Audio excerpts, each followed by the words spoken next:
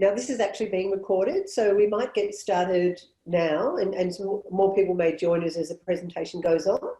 But good afternoon and welcome to the Frankston City Council Small Business Leaders Live topic.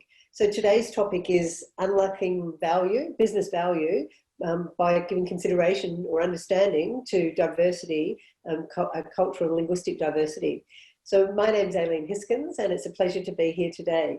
So just before we do get started, our session today is being held on the traditional lands of the Boorong people, and we would wish to acknowledge those people as the traditional owners of the land.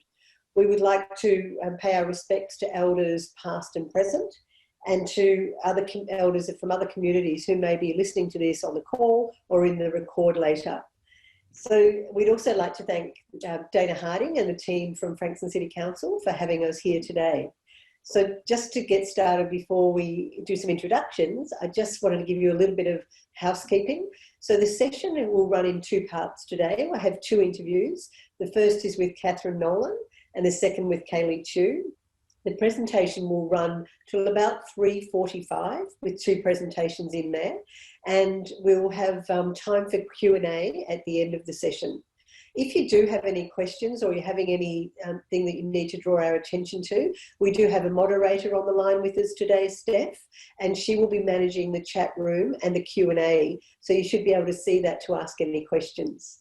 So my name is Aileen Hiskins and I am the Strategic Alignment Training's Managing Director. So Strategic Alignment Training is just about to celebrate our 10-year anniversary, and during those 10 years I've had great opportunity to work with really large businesses, with small businesses, with local government, and one of the things that is really apparent to me is businesses who celebrate and embrace the diversity, whatever that diversity is, outperform those who don't. So this session is really, I think, is a great session as a business owner. I know when I was talking with both Kath and Kaley in preparation for this, I picked up some things for my own business that are useful. So for the business owners who are watching this live or watching it in record, I hope that you find value in that too. So thank you for your attendance. Now I'm just going to now introduce Cathryn Nolan. My preference is always for people to talk about themselves because they give a little extra than I may give. So rather than giving you too much information, what I will say is that Cathryn Nolan is an entrepreneur, she's an educator, she's a lawyer, and she's someone that has in her world and experience in her life and in her business life had a lot to do with cultural diversity and constantly working with people of different languages. So I'm really fortunate to have Kath with us today, and I'm going to hand over to Kath now to introduce herself. Hi, thank you for having me. Yeah, it's a really great pleasure. I'm quite excited about this. I'm always excited about conversations with Aileen. They go all over the place. I always learn something, and so I'm really enjoying this already. So I guess I'm going to introduce myself by answering the question, why me? And I guess I have a bit of an ADHD type career. I've done a lot of things in a lot of different places. And I spent the early part of my 30-odd years as a commercial lawyer working largely with Japanese and companies, often as a negotiator, writing documents and trying to really do what businesses love to do, reach agreement. As a lawyer, I'm a writer. I'm all about actually making this happen. As I know, nobody ever goes home at the end of the day saying, I had a great day today, I spent it with a lawyer. I don't fool myself. I do think we play a really important part in matching the verb, what people agree, with the noun, the actual document, to make an ongoing relationship. But that can be really, really difficult in diverse situations. Subsequently, I did a few different things, as Aileen mentions, and I also ended up as general counsel and as co-founder of a financial services technology company, where we had very, very diverse teams across northern and southern hemispheres. So development teams both in Australia and in the UK, but they came primarily from the subcontinent. So we were working with Indian and Pakistani developers significantly, but then also on both sides of the world, bizarrely, we had Indian and Pakistani developers both in Australia and in London. And I also, as a teacher, I spent a lot of time teaching in MBA programs and in law programs over the last 10 years or so. And again, as we're all feeling at the moment with what's happening with the COVID, university life is filled with, thank goodness, because they're wonderful, international students all the time. And so really trying to navigate the imparting of knowledge to a diverse audience has been a challenge that I've had to deal with. So what do I do these days? I make all of that happen. So I think you should stop talking about me though and actually get stuck into it. How can I help, Aileen? Yes, first of all, we had a little technical thing. We've still got the major screen up on the screen. So I'm wondering whether we can go so that people can see you and I. If we can go to a different view. Beautiful. Sorry about that. No, that's okay. We're going to have those technical things, and everyone's still very, accommodating for that, I hope, in these days and times. So thanks for that, Kath. So I'm going to get into asking you a couple of questions that will draw out some information. So the major focus of this for the business owners on the line is taking away from that as to what can you as a business owner get from understanding the unlocking cultural diversity. So before we even get to the question, can I just sort of ask you, why do you think diversity matters? I really, really love that question, because I think ultimately where we get value from, and as business owners, we're looking for value, whether it's just in terms of making our own life better, or let's not be shy about it, talking about the bottom line. Diversity is absolutely key to that. Actually, do you mind if we do a little exercise? I'm just going to ask everybody to think about, this will make sense, I promise you. Think about where you keep your tomato sauce. Do you keep it in the cupboard or the pantry, or do you keep it in the fridge? Now just think about that. I'm going to show you a picture for a second. I actually ask this question a lot. I get people to send me the information. I don't have some strange tomato sauce fetish that I need to share with you all. But I keep hitting the wrong button. Can't talk and drive at the same time. But I'm going to show you a picture in a second. And then I'm going to ask you to get out your phones. Fridge. Somebody, Lisa's saying that she keeps in their fridge. So basically, let me share this. Roughly 50-50, which side is which, based on my sort of pop reference. The other benefit of doing this is there's actually a proper exercise I want you to do later, so I'm going to get you to practice with the tech. So what I'm going to ask you to do is just use your phones, go to menti.com, menti.com. It'll ask you for a code, really easy to put in. I'm going to stop that slide. We're going to see what people say. Some people will say, yuck, I don't need it. And I'm going to explain to you why I want you to think about that. Because hopefully we've not got a huge group of people in now, but more people contribute an answer to that question, we're going to see what differences people have. Now, that's a really tiny difference, right? I keep it in the fridge. I keep it in the pantry. You might have a reason for doing it. You might not. But why is this important? Most people, it's the sort of thing that most people would have in their house. Not everybody, but most people would have in their house. And when you want the tomato sauce, often you want your tomato sauce when you're making your lunch. So I don't know about you, but my kids used to love tomato sauce sandwiches, or ham and tomato sauce sandwiches, gross, but anyway, that's what they wanted. So I'm sitting there at lunchtime and I'm going to go and make them the sandwich that they want, and I haven't got any tomato sauce left. Now, if turns out in our house we keep the pantry, because in fact I think whoever just put that comment in before, they put it in the pantry. Oh, sorry, I'm hiding the results. Let's have a look and see what people are saying. Oh, we've got a big fridge contingent in this group. Most people in the fridge, I keep it in the cupboard because I don't want it to be too cold. But when I'm making it, going to make the sandwich and I don't have any sauce, then because I'm standing in the pantry when I know that, when I realise that piece of information, then actually I'm starting to think of alternatives. I'm coming up with ideas. Okay, what are we going to have for lunch instead? And of course, I'm looking in the pantry. So for me, I might be looking at, I could be looking at, let's have some rice instead. I also keep my eggs in the pantry. Maybe we'll make a fried egg for lunch or something like that. But if I go into the fridge instead, I'm looking at, okay, let's look at the cheeses. I might have deli meats. I might have leftovers. And so already I'm diverging. So this tiny little difference on the way we work. Now, it's a bit of a ridiculous example. I get it. But I think all of us can understand pretty quickly that actually when it comes to coming up with ideas, it actually matters where you start. And if we all start in the same place, then we're only thinking about the same options. And there is a lot of research and science that demonstrates to us the best way to have a good idea is to have a lot of ideas. The more ideas that we can choose from, the more likely we are to have the better or the best idea.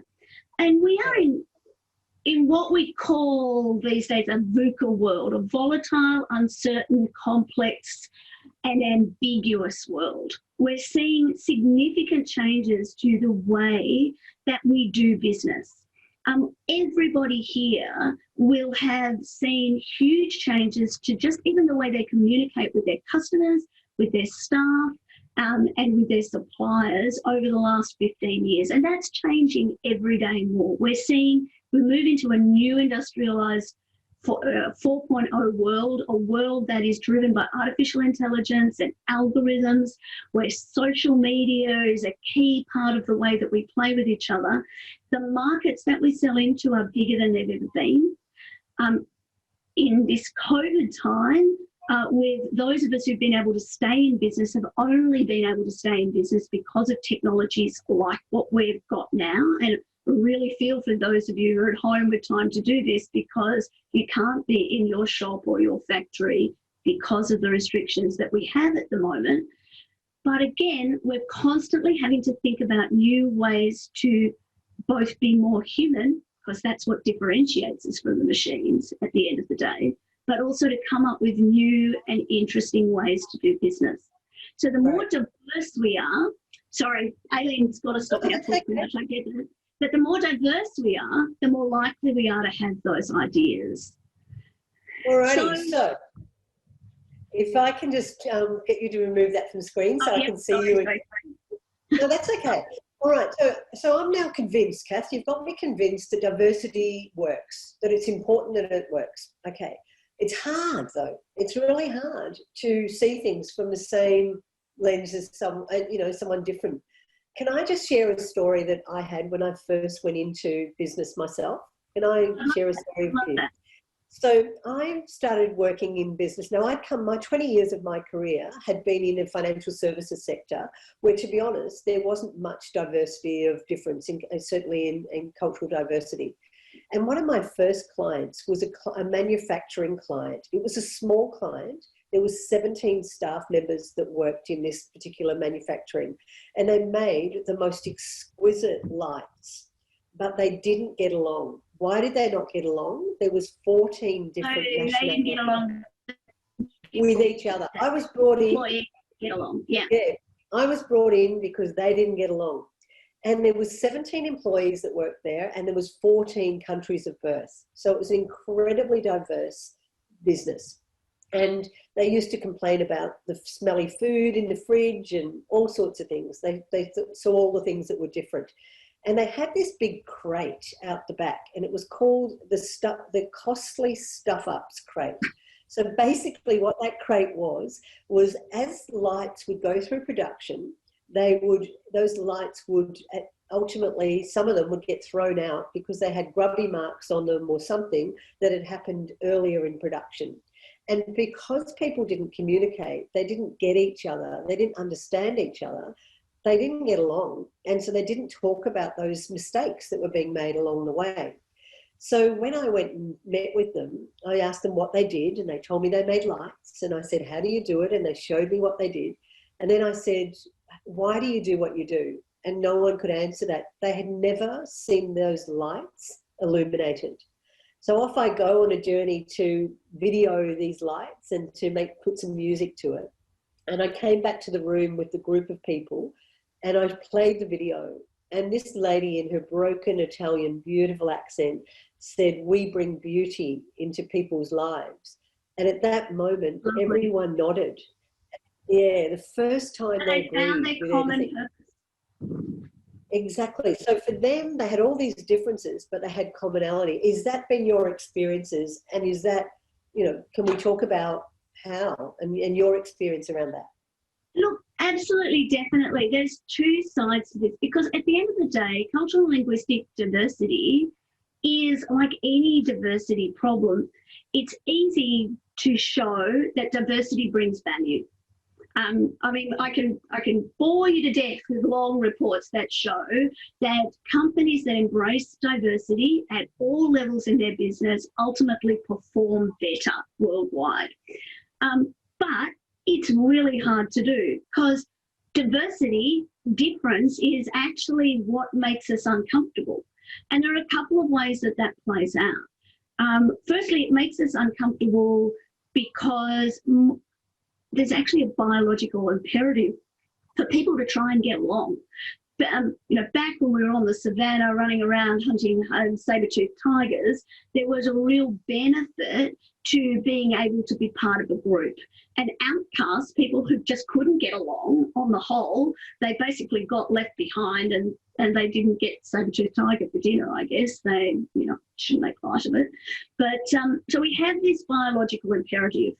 And as a consequence, most people do not feel comfortable disagreeing or having confrontations with people, but also there's a cognitive dissonance. There is a stress that comes up when there is a lack of understanding or a lack of communication.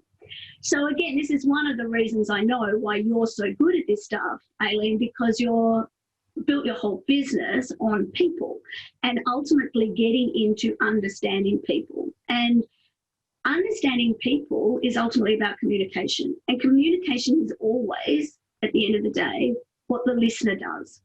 Again, I don't know why I'm using small children as an example today, but any of you have ever had children know it actually doesn't matter what you say, it only matters what they hear. And ultimately, as business leaders, we need to be able to communicate our message in a way that everybody can listen to us, but also know when to listen so we actually receive the proper messages. And it's in that balance that we get some real benefits. So, in fact, actually, what I was going to do is show you, again, I'm sorry, I'm clearly spend way too much time. I want to show you some work that's been done by a researcher called Livermore. Again, I need to share my screen. This is where I needed to give the slide set to somebody else in advance, didn't I? But of course, we're not doing them in the order, so it doesn't matter. But I think this is a really simple model for thinking about this. And I wanted to show it as a circle because in some ways this is about communication generally. But in order to make it work, we really need to stand back and be strategic about it. And I think the first thing that you need to think about is what is the drive or the motivation for actually looking to improve your, what we will call cultural intelligence. Now, if we go down what the intelligences are, we'll be here all afternoon. But suffice it to say that there is a lot of research that looks at the idea of understanding culture, your own, and being open to others as a form of intelligence, like emotional intelligence is. And so what is the drive? Asking yourself first, what is the drive? Why do I want to know more? And by asking yourself why, linking that to your need. Now, is it so that people in my factory will get along better? Is this about my staff? Is it about dealing more actively with my suppliers? Is it extracting value by ensuring that I am on the list that means that I get that first opportunity? Or working out how to negotiate with somebody in another place through a translator so that I can extract the most value, not leave too much money on the table? Or is it about attracting and having the right product and services for a more diverse client or customer base? So now this can feel a bit disingenuous to some people, but actually stopping back and thinking, actually, what do I want to achieve out of this actually helps drive purpose through the whole plan.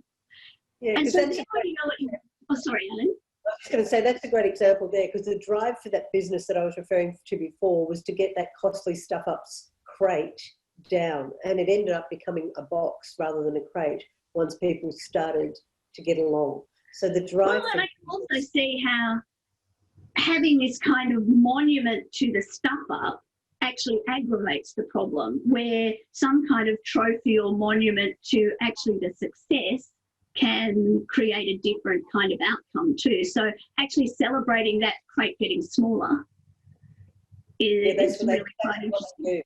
Yeah, exactly. That's really interesting. All right, so cool. once you know what it is you want to know about, then you can think about, well, what is it that you can know? And so this is, I'm going to actually show you, and I'm going to get some insights and see how diverse this group is in just a second. But then we can go to actually, let's find out what we need to know.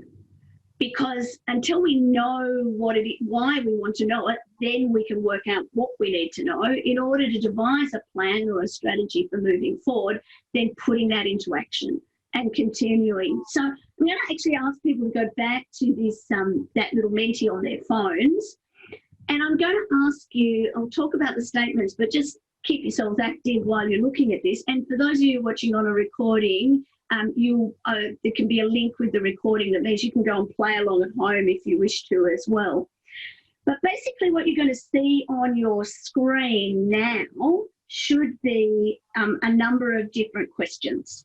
And I'm going to talk to you about why I'm asking these questions. We're just trying to get a sense at the moment of where you might fall in some of these different parameters. So this comes from some really famous work from a researcher called Gert Hofstede, who was really trying to work out, when we think about somebody coming from a culture, is it just a stereotype? Are the stereotypes true? And stereotypes have some limited usefulness to us in basically getting some sort of understanding, but basically culture changes.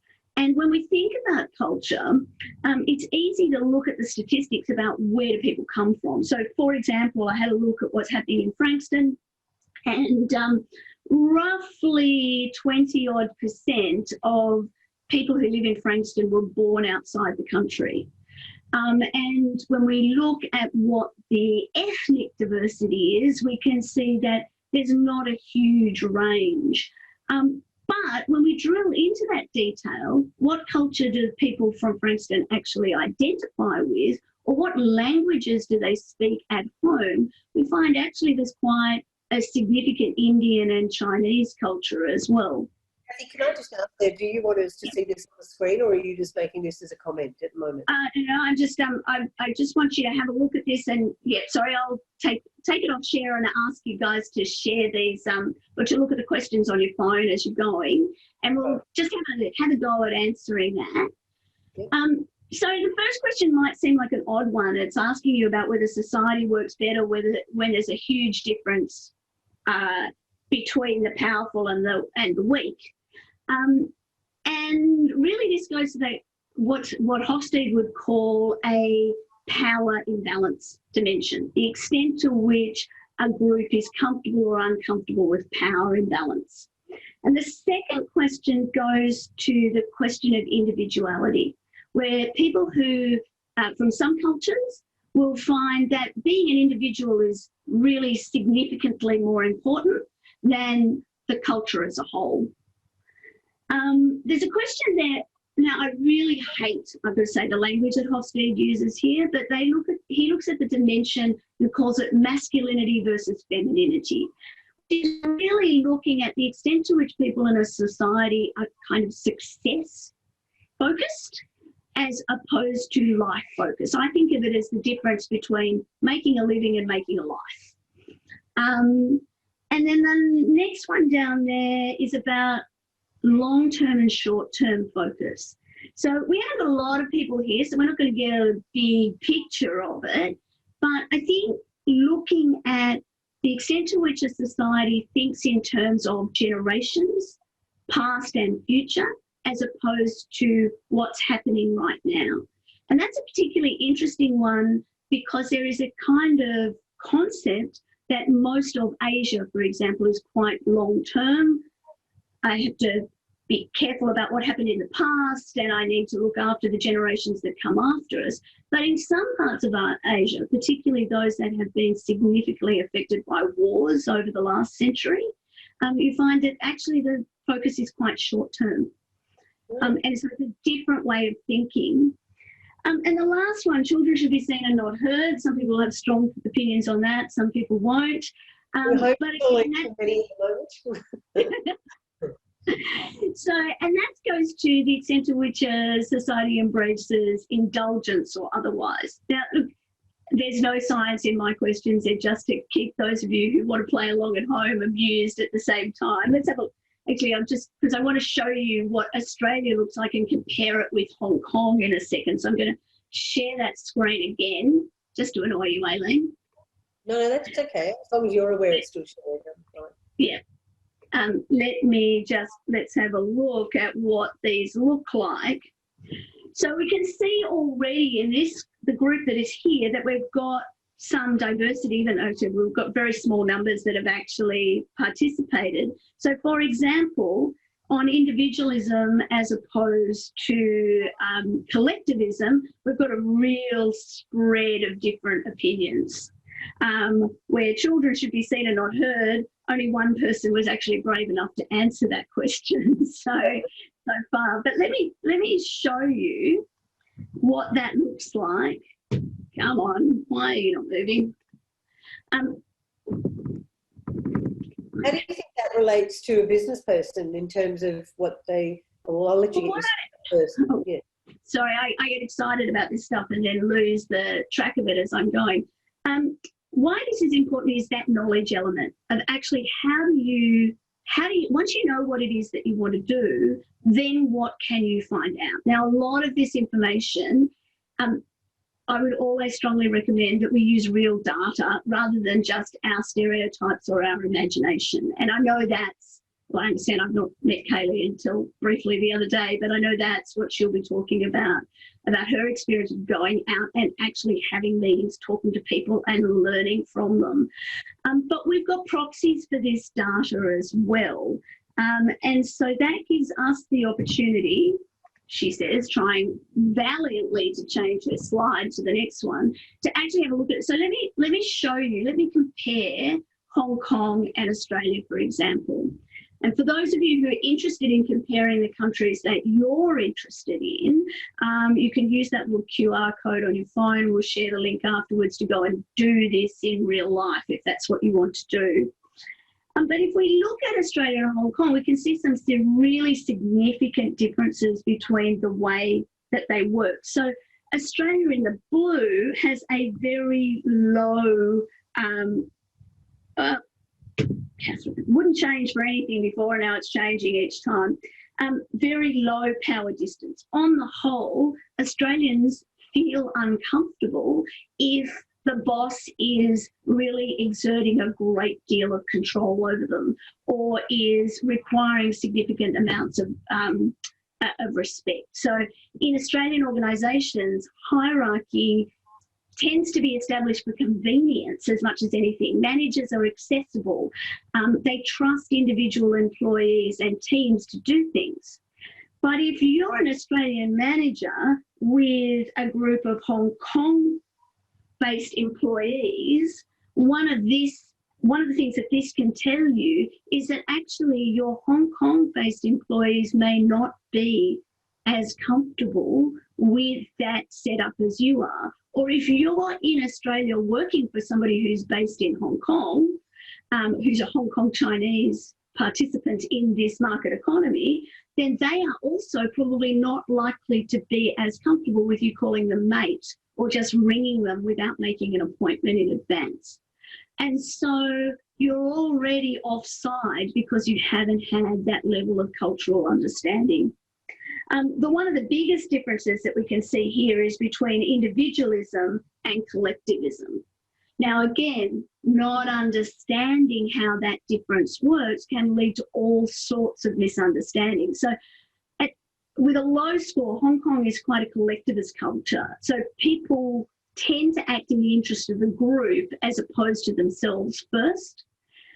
Now, that's something that you could take advantage of from time to time, but it's also something you could really misunderstand. If somebody is not prepared to work late for some reason, or is working late even though there doesn't seem to be a particular reason, sometimes that can go to this, I need to do this for the group, I need to do this for the business, and they might not need to do it at all. And so really unlocking value can be around making sure you understand the motivators that sit behind. And so the Hofstede research lets you dive into and really get some understanding about what each of these different nationalities or cultural approaches tend to be across these dimensions, and takes us away from this stereotype. So Cathy, can I just ask a question there? So if I'm in business and I'm about to do business with another business that's a different culture to mine, to my understanding, I could potentially get access to that data, plug Absolutely. in the country that is, and it'll give me those senses of the differences. And so then what do I do with that? Well, again, if we go back to that strategic plan, we're thinking about why do I want to know this? So let's say, for example, you want to deal with a supplier. You want to deal with a supplier in a particular way. And so you think, in fact, actually, just let me actually tell you a story from my own experience. So I, as a young lawyer, I spent a lot of time in China before it opened up significantly. And often what I was doing was what's called the due diligence process in the lead up to the sale, or getting foreign investment into some state-owned assets that were being sold at the time. So there was a particular power plant that I was involved in the refinancing of, and it was up in the northern part of China. So it was actually such a big enterprise that that the company owned 2 schools, a hospital, I think it had daycare centre involved with it. So it's completely, so when you think about somebody as, being a company town, like it literally was a company town, the employees lived in the accommodation that belonged to the company. They worked in it, they went to school in it, they lived their whole lives there. And so, there were significant numbers of people in this organisation. And so we're looking at it, but we're looking at it very much through a Western lens. So the first time I'm there, I'm trying to gather a whole lot of information to come back to the investors, and I'm asking questions, as you would. It's a big mine in the middle of nowhere. I'm asking about OH&S. And through the translator, I just kept getting this answer. Our quota is, I won't say the number, it was a very high number. Our quota is X and we achieve X every year. And thinking, quota, we're talking about people having injuries or dying here. Quota is completely, it just misaligned with me. But then what I was able to do, and to be fair, the Hofstede research wasn't available publicly or easily at that time, but what I was able to do is actually walk away from it and then do some research, talk to people. I even used guidebooks, for crying out loud, but talk to people who had the experience, and talk about, well, how can I get this information in a way that makes sense? Or do I really need to believe that that very large number of people that it sounded like, if we're 20 short of our X number, do we just throw some in front of the bus to make sure that we get there at the end? Like, just kind of ridiculous. And so actually by spending some time with people who had the cultural insight, I was able to reframe those questions in a way that I wasn't creating any shame or loss of face for the person I was asking the question of. And so rather than actually directly being confronting, because I'm effectively asking about what could be perceived as a failure in a way that we would not be concerned about in a Western context. Actually, we would be concerned if we had those kind of numbers, but that's, you know, by and by. But I was able to reframe the question so that I could get a trusted answer. And, you know, there's so many examples of that, of actually you only get answers to the questions that you ask. So yeah. The model, you've said, you know, the define, then you've said, then you've gone the reasons why. Maybe can we pop your model back up again for a moment and we just see we've covered that. Because this is the part for me, as a business owner, I'm here and I'm saying, okay, at the moment I may or may not be thinking too much about the diversity in my workplace. We've known from everything that you said, and that we know that a diverse culture or understanding of it is good for business.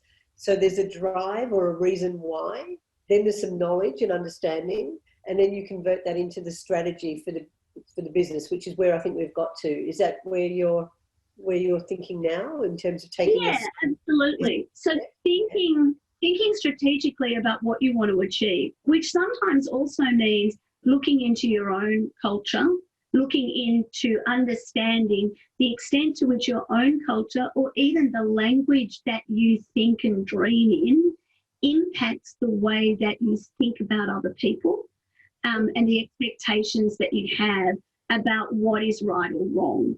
So once we've actually got that knowledge and we can turn that into something. So, I mean, it'll sound, and you might laugh at it, Aileen, as I know you know me well, but one of the strategies that I found particularly early on working in Asia that I needed to adopt was actually to be comfortable in the silence. So, with that one, okay.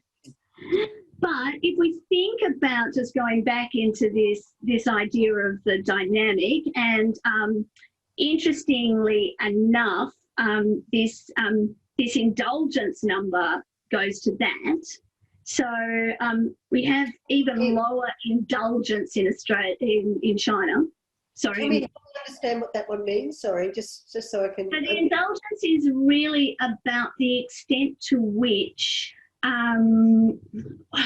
what's a good example of how to talk about it? The extent to which it's seen as being a good thing to control your own impulses and desires. A good way of thinking about it is kids. What should kids be allowed to roam free and learn on the fly, or should they be controlled, focused, sent to school as early as possible, those kind of things. So if you've got a low score on this dimension, you tend to be a little bit higher in cynicism, pessimism generally. So when I say you here, I'm meaning you in the sense of people who are in societies this way.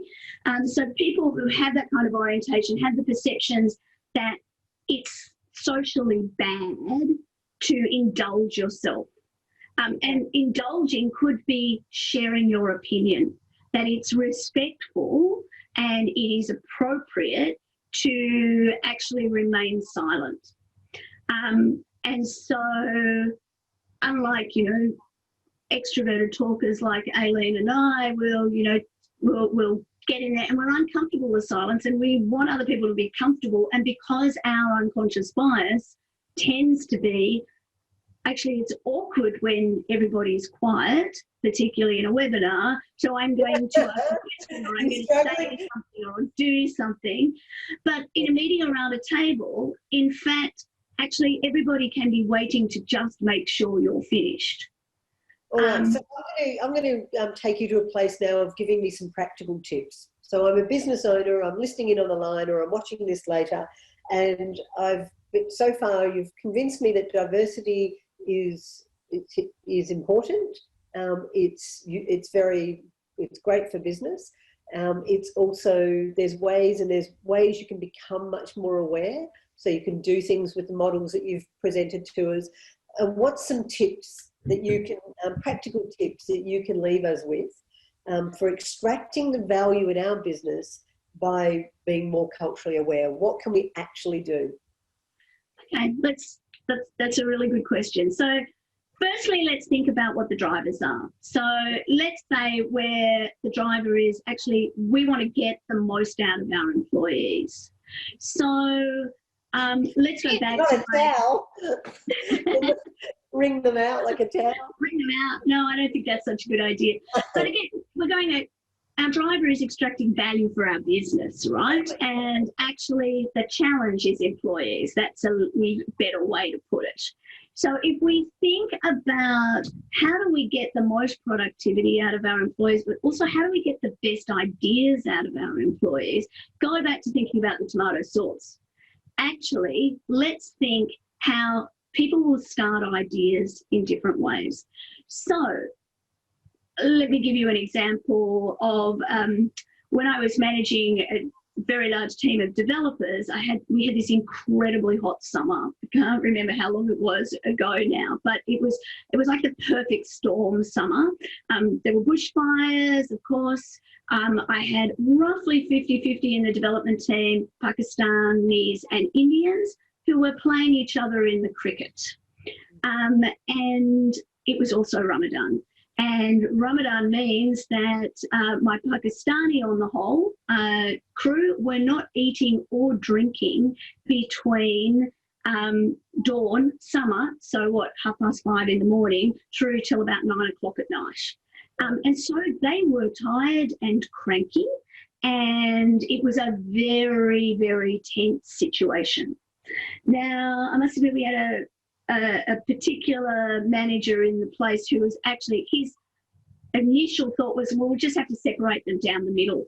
And I could just see immediately that was just going to make it worse. We would literally have these two sides at each other.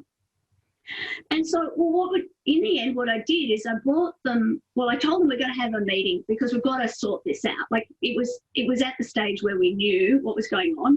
And the threat was, unless we sort this out, we're not going to have any cricket scores happening in the place at all. You will be banned from cricket. We can do this. We're an IT company. We can make sure you're not getting any scores. And so that was an anathema to what was going on. So, but then also, this was actually about solving a problem between these guys. And let's face it, it's a big problem. Partition in India-Pakistan border has been going on for a very long time. And we've got people who are quite similar to each other in a way, but also very, very different in others. So that kind of conflict, actually get them to come with their ideas. Actually, rather than actually threatening this is what we're going to do or telling them what the end result is, actually coming in with their ideas. And remember, they're starting their thinking from a different point of view. They're looking in the cupboard when you're looking in the fridge. And so the toolkit of things that they have to do. Now, in the end, I won't bore you with how long it took to get there, but at the end of the day, we actually had the most productive summer ever.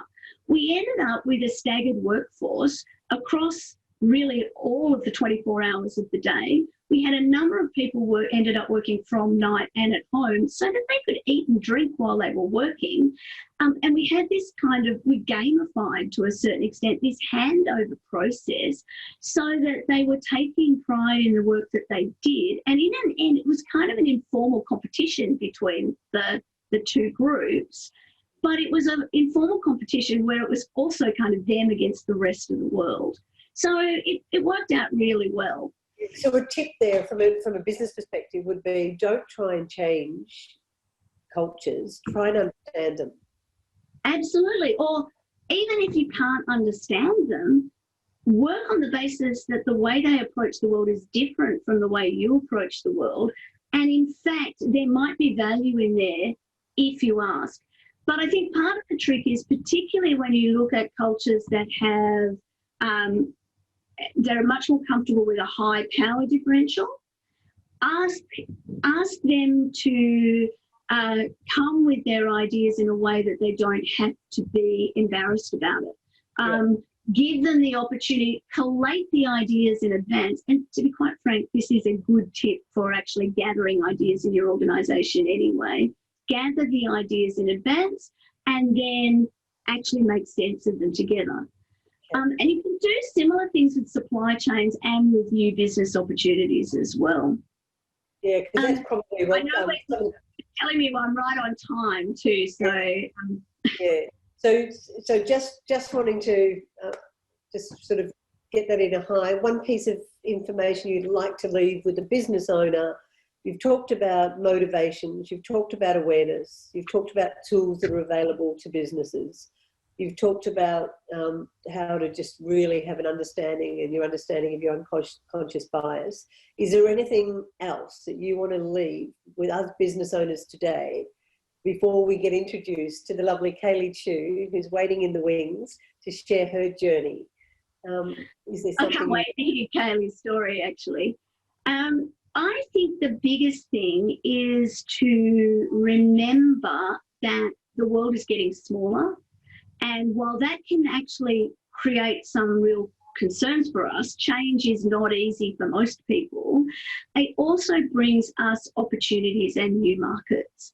And that the more that we understand who it is that we might be dealing with, who our suppliers might be, who our employees of the future might be, and probably most importantly, who our customers might be, remembering all the time that they are not us. They're not like us, whatever us means, actually gives us more opportunity to design solutions and differentiate ourselves from everybody else. Because the more we're like everybody else, the less likely we are to be servicing these new markets and attracting great employees who stick with us.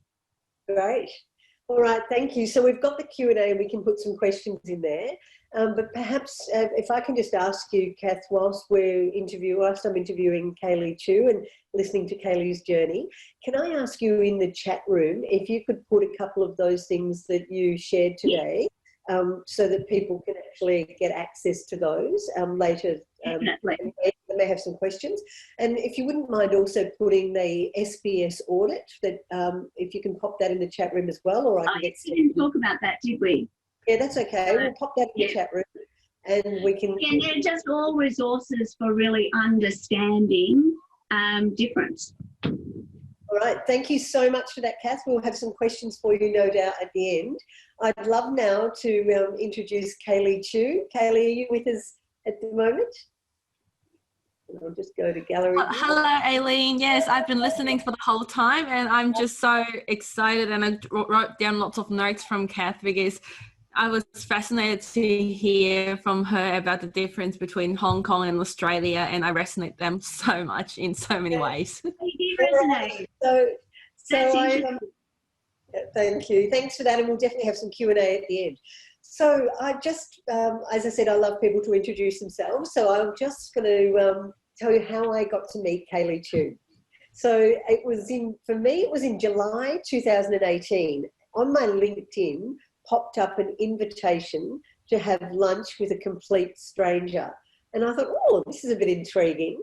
And on the same invitation on LinkedIn, there was a collage of photos of lunches that Kaley had had up until that date in July. So I zoomed in on the picture, and what I noticed was there was very few females having lunch with Kaley Chu. So I was disappointed by that as another female, and I thought, I'm going to have lunch with Kaley and find out what this is all about. And so it took till about the November, actually, for Kaley and I to have lunch together. I think I was lunch number 99. Is that right? No, is that right, Kaley? Yes, 99, correct. 99. Made it into Kaley's book. And I was just absolutely blown away by Kaley's story. So I just want Kaley to tell her story without an interruption, for us to listen to it. And I know Kaley's got some slides, and she said to me today, I've got something that I haven't seen before. So I'm really looking forward to introducing you all to Kaley Chu. Thanks, Kaley. Thanks, Aileen. Hello, everyone. I'm so excited being here today. We talk about cultural diversity, and Yes, let me just share some slides with you. Hang on one second. What do I do here? Here we go. Share screen. Yes, sorry, just give me, I'm not very tech savvy, so. See, there's a cultural thing that I would have picked differently. All right. Yes, can you see my screen now? Yes, absolutely, Kaley, we can. I can even Yes, spot. so those are all my lunches.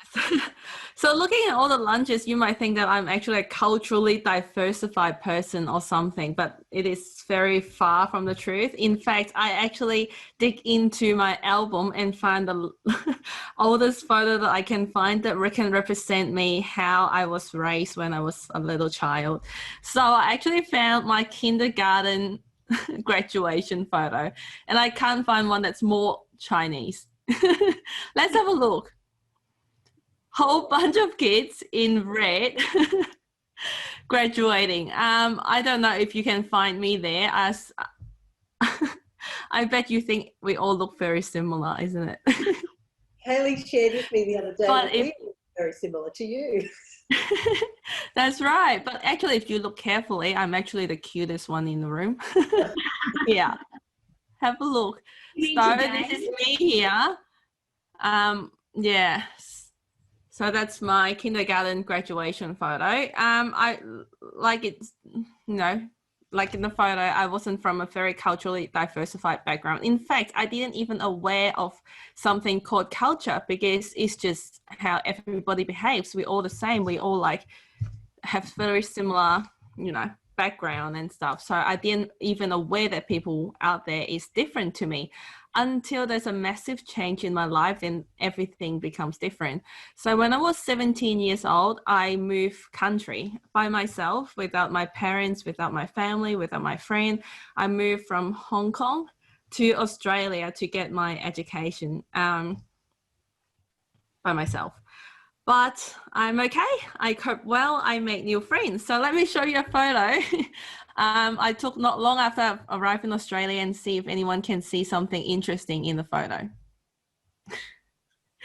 So this photo was taken in Geelong, which is in, Victoria, Australia. But like you can see, I try to stay within my little comfort zone, and all my friends from Hong Kong, all 100% of them, because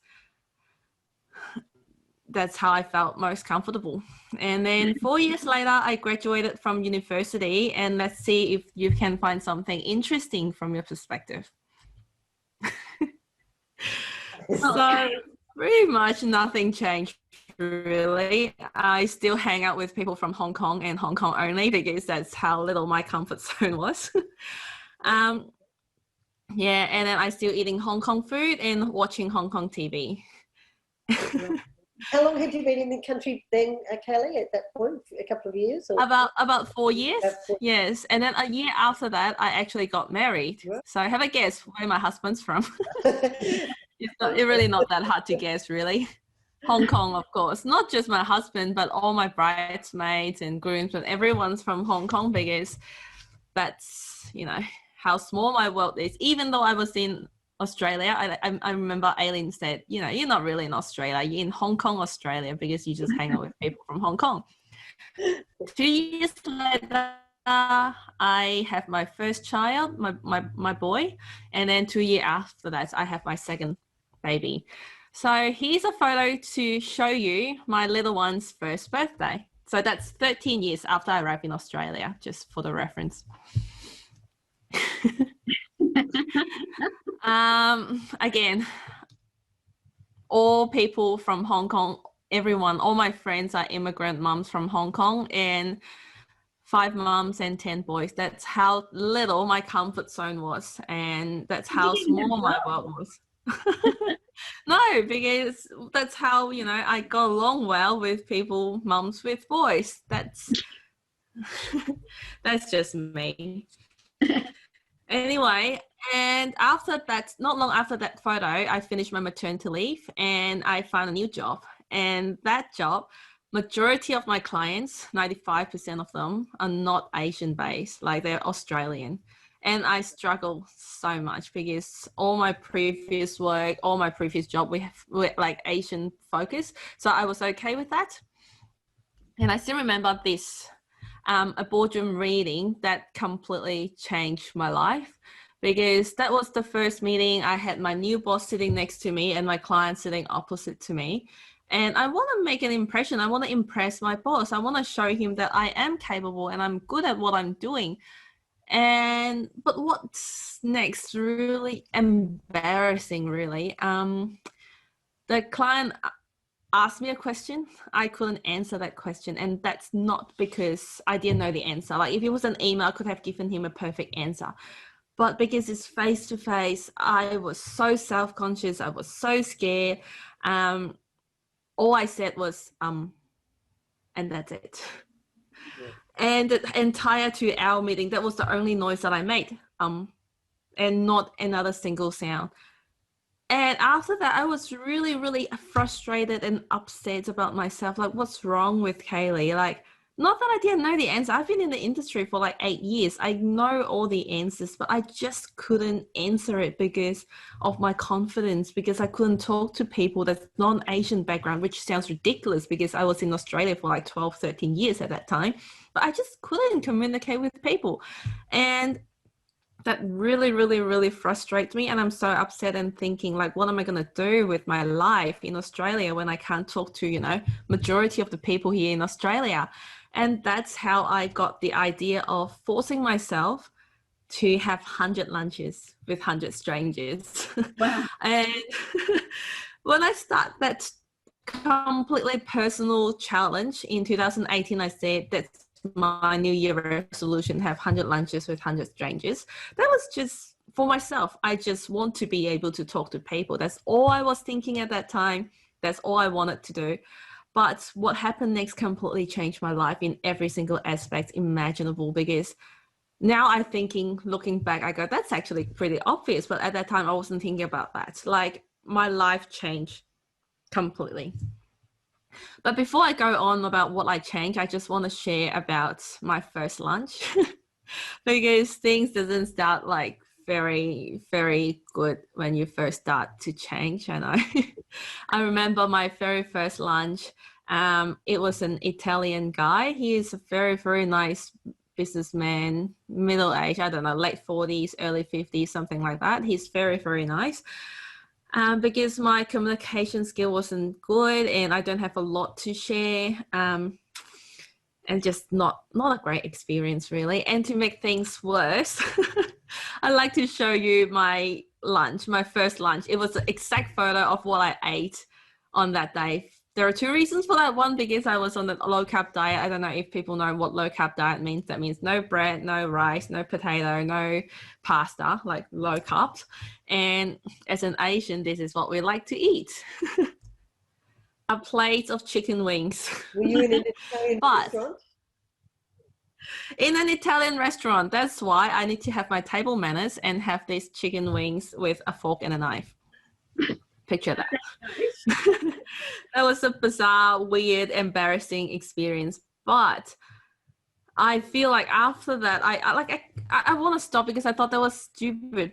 But I kept going, and after the 3 or 4 or 5 lunches, I already see myself changing. I feel like, oh, I'm getting more perspectives in life, because when I first having my lunch journey, I wasn't fussy at all.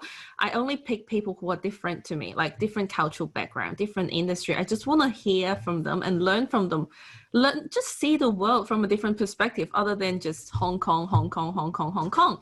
And I already see it because of so many benefits. So I kept going, even though that was very uncomfortable for me to have lunch with strangers. And I keep going and I keep going. And I'm so glad that I did, because like I mentioned earlier, my life is completely different in so many aspects imaginable.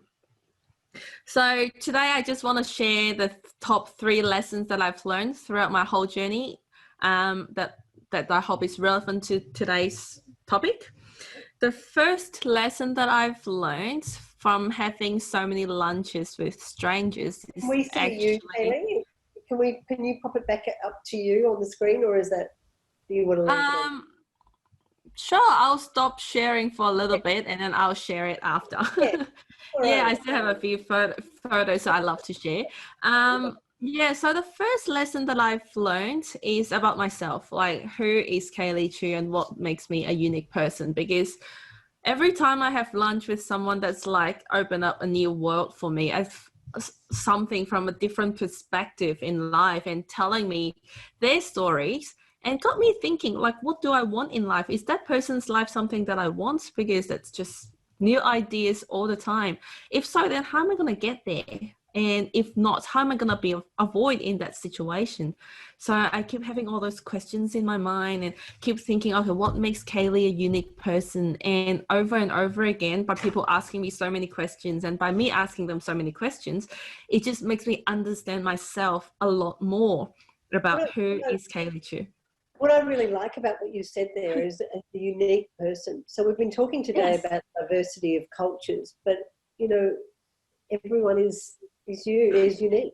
So yeah, so that's a great lesson, lovely lesson. Thank you. And that also makes my confidence boost so much as well, because when I first came here, I felt like I was wearing a mask because I tried to fit into the culture. When people talk about AFL, which I have no idea what they're talking about, I don't even have a team, but I try to laugh along and smile, pretending that I know what they're talking about, which I don't.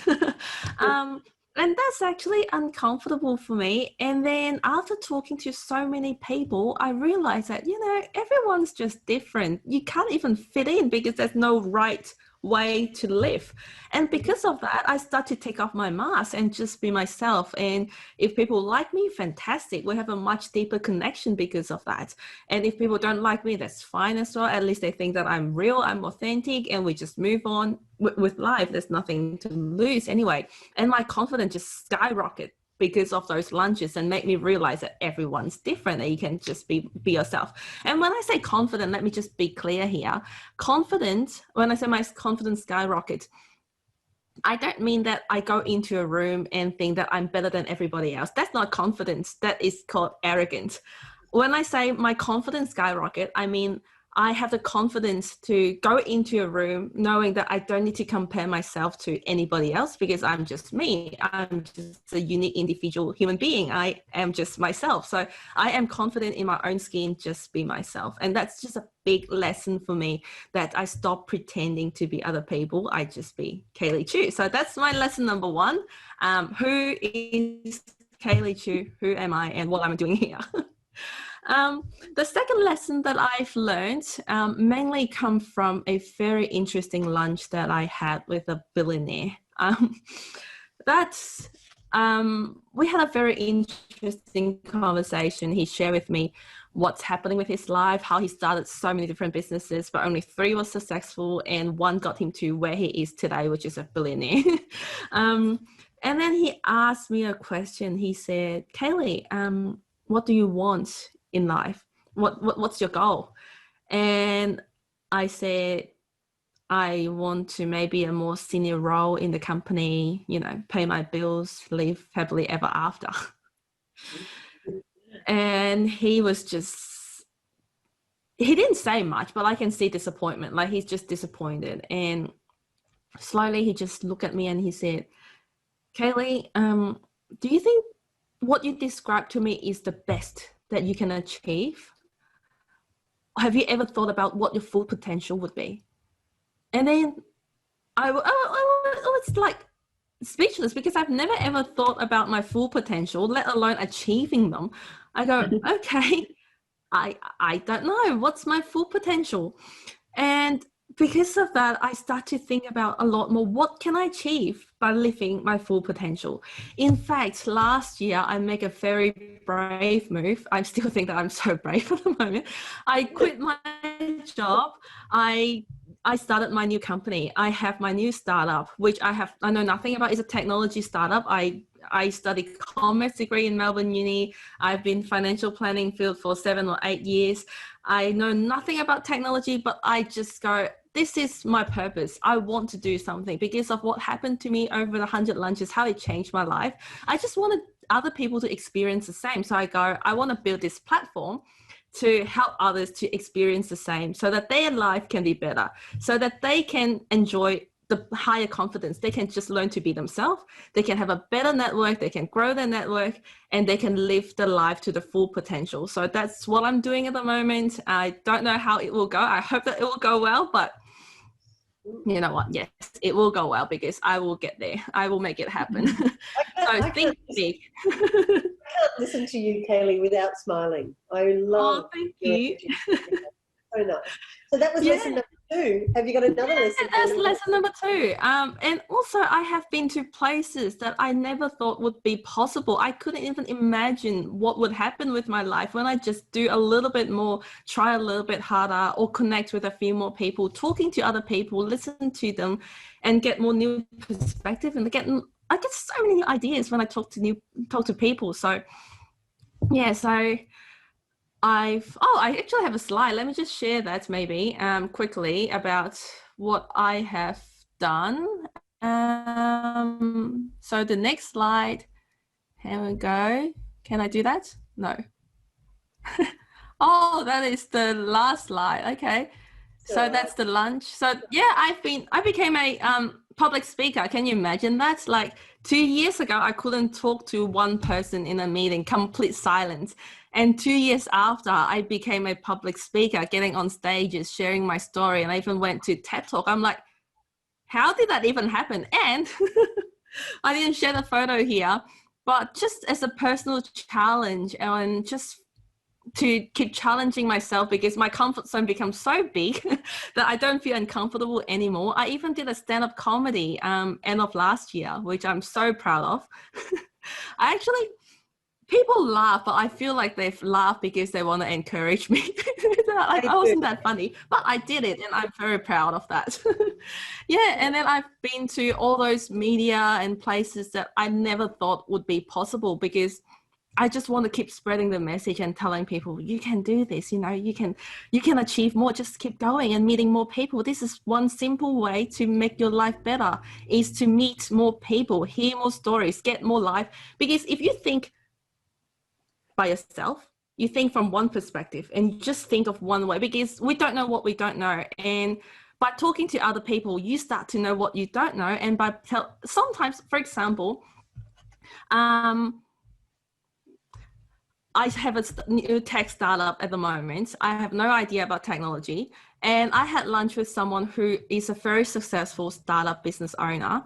And that 2 hours conversation that he gave me saved me thousands of hours of frustration, because he knows what he's talking about. He's been there, he's done that.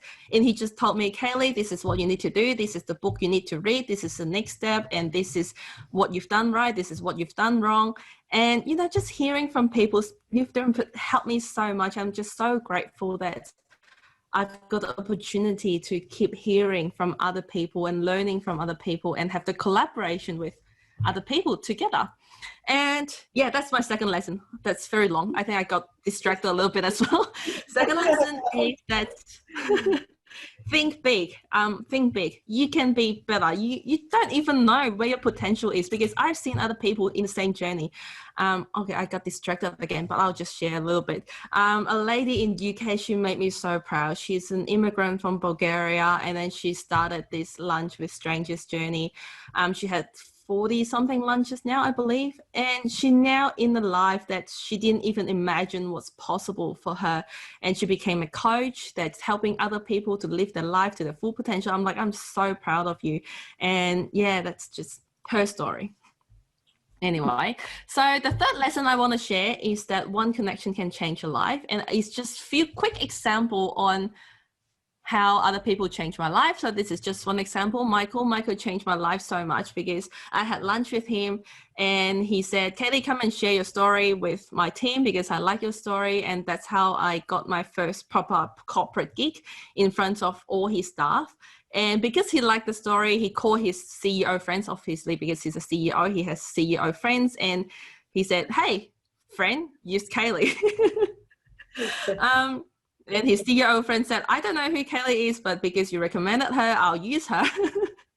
And that's how I got into a corporate speaking world and got on the stage, some big stages to share my story because of one connection, and changed my life completely. Just, got into a different life, because from a financial planner, pretty boring job, to travel to other places, other city, to share my story and get paid for it. It's a new career that's pretty exciting. This is Bill. Bill is another billionaire that I had lunch with in his penthouse in LA, which is a crazy, bizarre experience for me. Again, I met him because of one of my lunch guests invited me to have lunch with him. When I met my first lunch guest, I had no idea where he would take me. It was just a casual lunch that was interesting.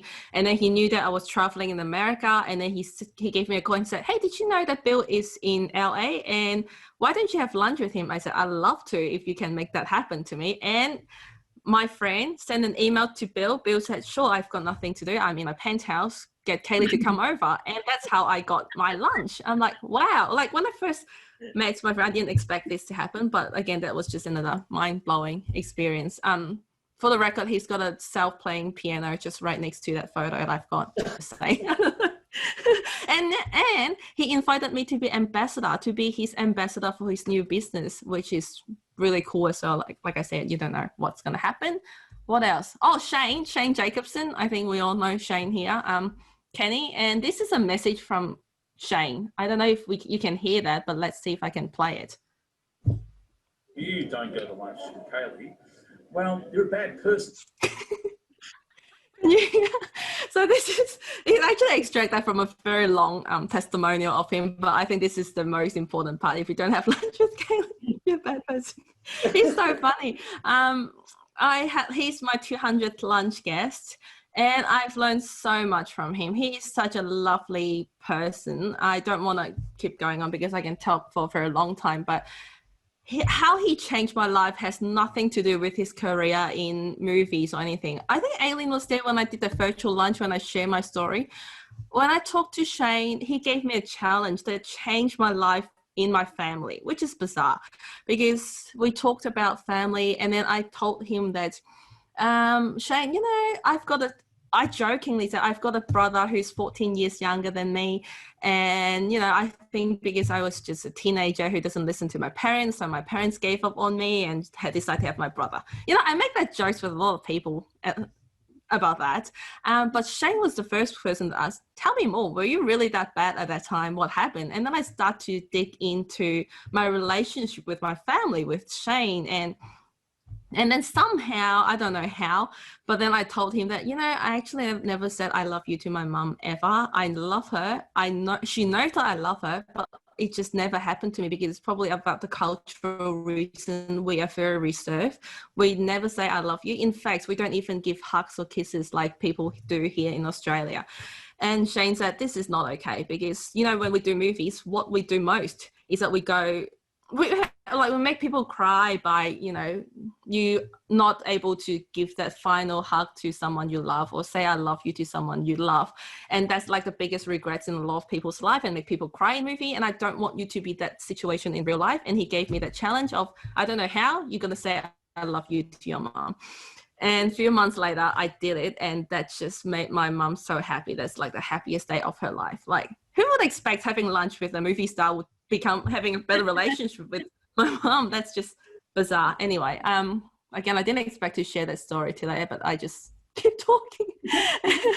From a business perspective, because I know this is a business event, so I just want to talk a little bit about business, how lunch with strangers changed me in the business perspective. This is just a testimonial I got from one of my lunch guests. He said, if this wasn't the greatest way to sell, I don't know what is, because she wasn't meeting me to sell anything, and I'm now a very happy customer.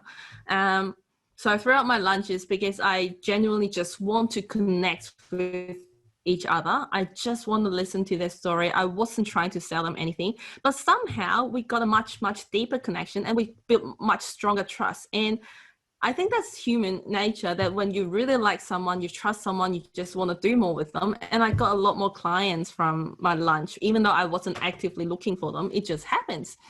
And then and I started to dig into it. Why would that happen? Why would I have more clients? And I realized that majority of people not thinking about your products, whatever you're selling, they're not actively looking, where most of the salespeople are chasing, not thinking about it, and they don't think they're interested, but actually they are interested and they can benefit from your product. They just don't know about it. But by just having an open conversation with someone, that opens up so much opportunity for me in a business perspective that I didn't think it was possible. Because, you know, during the lunch, I didn't even talk about business, but it was just that 1 minute at the end and they go, oh, tell me more about your business. And that could just sell. I'm like, wow, how is that even possible? And this is just other business opportunity that come because of people that I had lunch with, and they go, you know, my biggest, like I said, last year I was in the financial planning field. My finance is okay because I'm a, you know, business owner, millionaire, I don't know, but my staff is not. So why don't you come and have a meeting or a seminar with my staff to educate them about financial planning and how they manage their money? I go, sure, I'm more than happy to do that. So without me actively trying to sell, I actually got a lot more opportunities out of that because of people trying to help me, and I try to help them, and I have a real genuine relationship and connection with people. And that's just amazing things that happen. So that's what I want to say, is that one connection can change your life, and I'm very grateful that I have so many connections that changed my life, including Aileen. So thank you so much for being super supportive all the time and having me here today. And this is just a quick summary for what I've just talked about today. So the lesson number 1 is about the self-awareness, about who I am, who is Kaley Chu. So what do you really want in life is the question that I leave you. Second lesson that I learned is about thinking big. What would you be doing, and how many more people can you help if you live at your full potential? And let me tell you, what you think is the full potential is probably not even there. I mean, your full potential is probably more than what you can imagine now. You think you can achieve somewhere here, but you probably can give up even higher. When you're here, then, you know, you can see more and more opportunities coming up to you. That's just my experience. We are bigger and better than what we think we are. And strangers just open up so many opportunities. So what one thing you're going to do today to meet and connect with more strangers? That's my quick summary of my story. But, you know, nothing happens without action. You can think about it all day long. I'm going to connect with more people. I think that's a good idea. But just thinking about that's a good idea is not going to make any difference in your life. So you have to do something. And in order to help you to do something, so this is what I've got for you today. As a thank you for having me today. So I've got a free starter pack in my website because a lot of people told me that meeting strangers is something out of their comfort zone, or they don't know what to do. They don't know how to start. So in my website, kaleychu.com, you can download a free starter pack completely free of charge, nothing, no credit card or nothing needed. I've got, you know, the templates where you can invite strangers out for lunch, step-by-step guide on before what you need to do, during what you need to do, after what you need to do, and tips on how to connect people well and better. And I keep, you know, putting more resources on there just to help you get there, because I know how it can change people's life, and I just want you to get better. And also I'm giving away a free ebook. I don't know why, but that's what I was thinking last night. I really want to give more to people. So if you go to my website and put in the promo code Frankston, you can download my ebook for free. Usually it's $9.95, but it doesn't matter. Just download it if you want. If you want to learn, because I want to share. I just want to share more, because if you can't tell, I'm really passionate about how lunch can change people's life. And in that book, I've talked about the 15 lessons that I've learned during the whole process. So that's what I'm sharing. And if you don't know where to start, this is my directory, kaleychu.com/directory, with a lot of amazing people who put their hands up and say, hey, I'm willing to have lunch with strangers to share what I know. So just get onto the website and you can register being there, or you can just click on the link and say, I want to invite these amazing people out for lunch, and just to hear people from a different perspective and learn from people. So this is the 2 final thing I want to share today. Not really. I've got a lot more to say. One other This is thing, the final Kaylee. reminder. Sorry, Kaley, I've just jumped out of, I was just monitoring the chat room. That was fantastic. I couldn't get enough of hearing that story. There was just one question that someone had, and I thought you might wanted to wrap up with that also. Okay. From Lisa, and she just wanted to say, how did you make the connections and arrange the lunches with these people? Oh, wow. I've got a lot to say. Let me just finish this and then I'll answer the question. So final reminder for today is that one connection can change your life and you can change your destiny. So if you remember nothing from me today, please remember this. One connection can change your life and you can change your destiny. Thank you. So that's my presentation for today. And thank you, everyone. Thank you so much, Kaley. So let's start with Lisa's question. How did you go about it? How did you start all of this? When I first started, like I mentioned, I just want to meet people from different backgrounds, someone different to me, so that I get comfortable talking to people. So when I first started, I went on LinkedIn and just look at people's profile and send message on LinkedIn and say, hello, this is Kaley. I have this New Year resolution. I want to have lunch with 100 strangers. And this is a little bit information about me. And if you're interested, please come and have lunch with me. And, you know, things like that. This is how I invite people out for lunch. That's how I invited Aileen to have lunch. It was a long lunch. How many lunches have you had to date? I know that your book was launched at 100, but how many?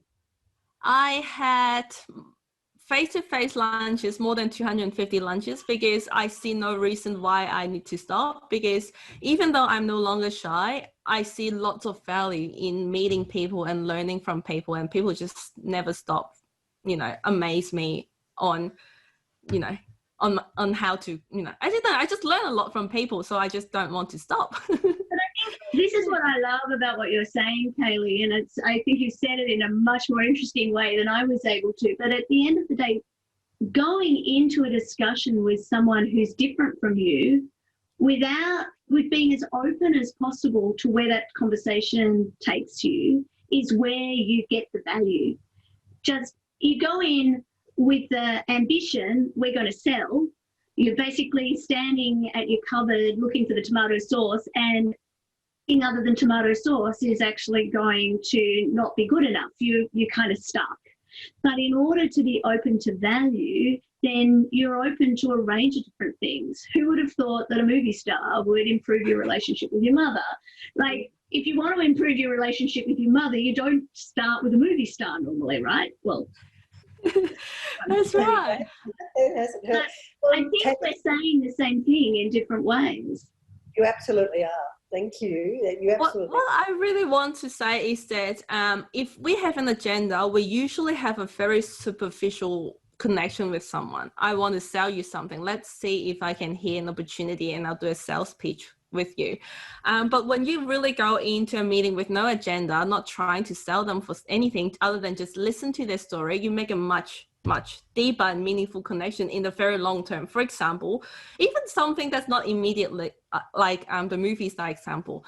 I had lunch with someone more than a year ago, like almost 2 years ago now. I just listened to his story. It was a fascinating story. He used to work in the Silicon Valley and grow his startup. But at that time I go, that's an interesting story. Thanks for sharing. But I didn't get a lot out of, I mean, I learned from him, but not anything that I can, you know, implement immediately. A year after, I've got this tech startup idea. Have a guess what happened? I call him. I say, hey, let's have a chat because I just have this new idea. Tell me what should I do? I'd like to pick your brain about it. So let's have another chat.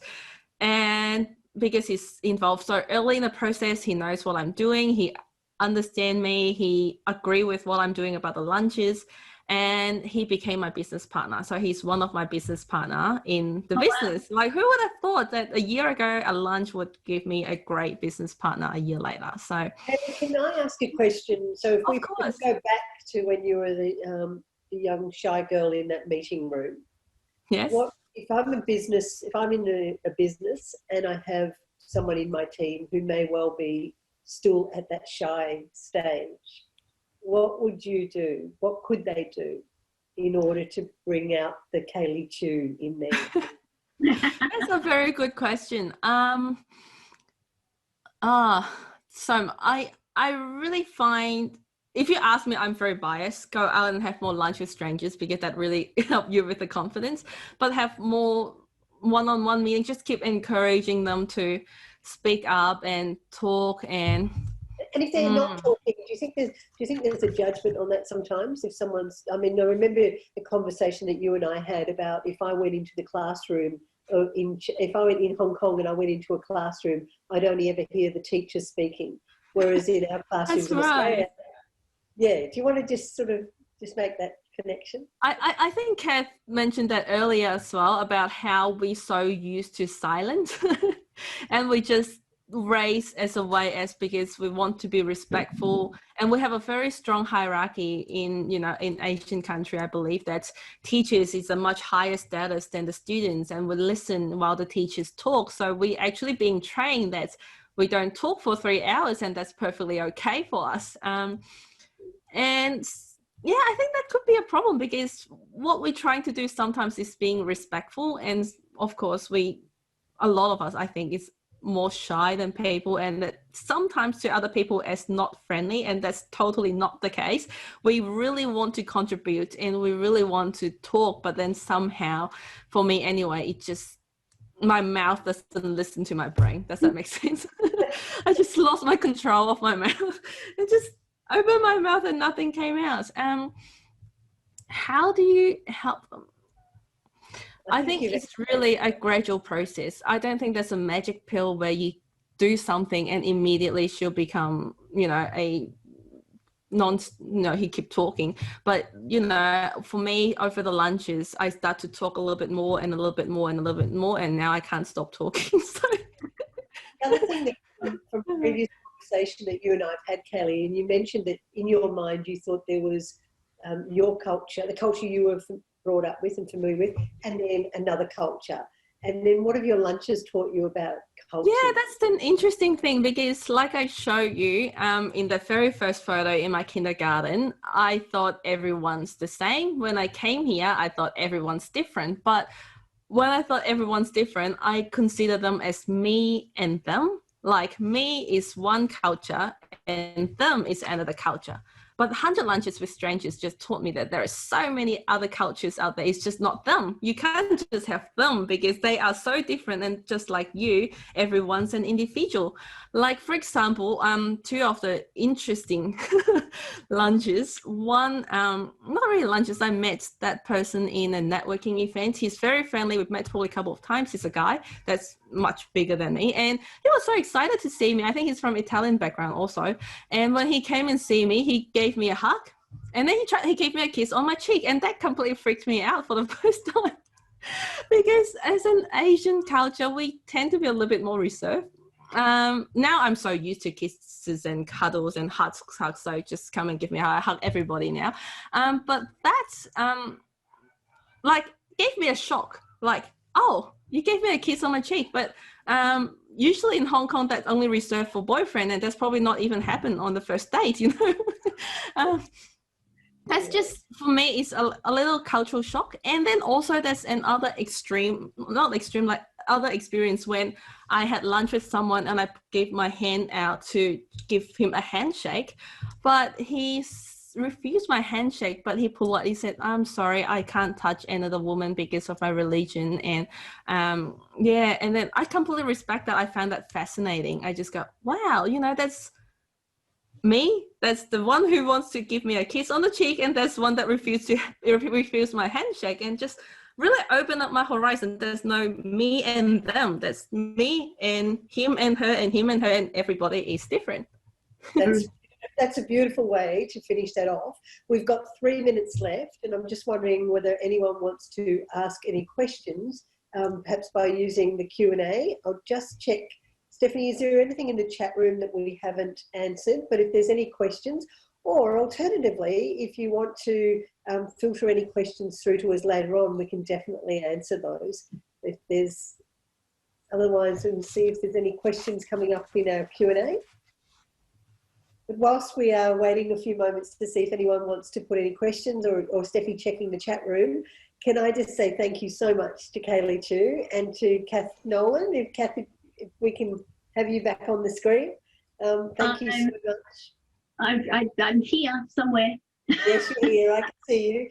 Thank you so much. Thanks again to Frankston City Council for having this session today, or for inviting us to have this session today.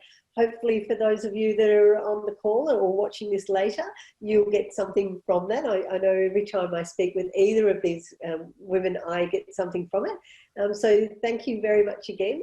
Steffi, have we got anything in the chat room that we haven't responded to? No, we don't, but thanks again, Kaley and Kath. But everyone has commented to say they've downloaded the book. So thank you, Kaley, for providing that. It's fantastic. And I've just seen there that someone who met Kaley about a year ago has made a comment that how much more confident you are today, Kaley. So it's a continual growth. So thank you very much. If Dana and the team are on, I saw that Lisa was on there before. Thank you to the group at Frankston City Council for having us today. And everyone, thank you for your time on a Friday afternoon. And we'll look forward to Aileen. Comments. Thanks very much, everyone. Take care.